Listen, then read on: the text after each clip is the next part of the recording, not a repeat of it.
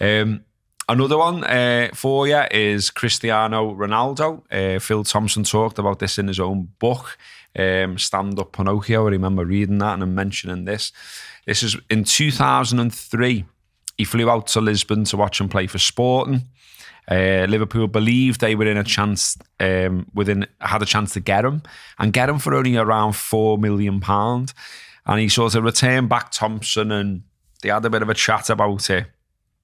And then suddenly the money's flown up and he's gone to Man United for 12.2. And I think it's as simple as that.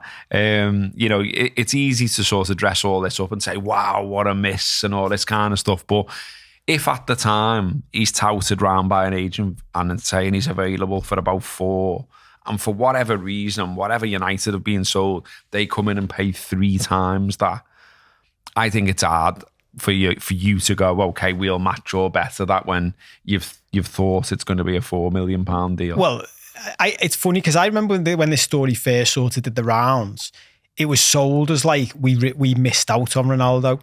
But when you read this version of it from Phil Thompson, you're like, we didn't miss out on him. He was getting touted around, like he says himself. He was getting touted around everyone, like trying to whip up interest. We've gone over, we've had a chat, and I've come back like to ask Houllier in the club about it. And in the meantime, as you say, United have paid 3 times as much. Well, if when we went over, they'd have said he's 12 million, I'm sure Phil Thompson would have said, nah, too much. Yeah, and that would have been that. That would have been that. So there was never... There was a wage issue as well. Yeah. Apparently wanted £1 million a year after tax, which, given the numbers that are floated around these days, doesn't sound like that much, but was then. And he was only 18. He was only 18 and they felt that it would cause a bit of a problem, in terms of their own roster of players, I guess, and the wages that they were all on. And again, I do think there's an element of he was a Man United player, not a Liverpool player. I don't think.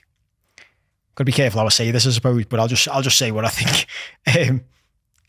Houllier and Thompson wouldn't have been able to manage Cristiano Ronaldo to get the best out of him in the same way Alex Ferguson could manage him.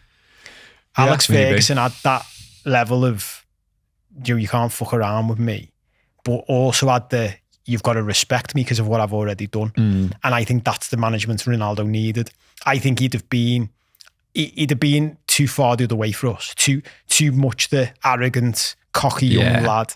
Yeah. And you've got to remember when he first came in, there was a lot of work to do with him. Yeah. He came in as a show pony, didn't he? Yeah, 7 step overs every time and all that kind of stuff. Yeah. Obviously turned out to do what he's done in every respect of life, and perhaps in every respect of life, what he's done. Let's just say maybe it wasn't the right thing for Liverpool. Yeah, I actually think for all parties, I don't think if we'd have signed him, he'd have turned into the player he has.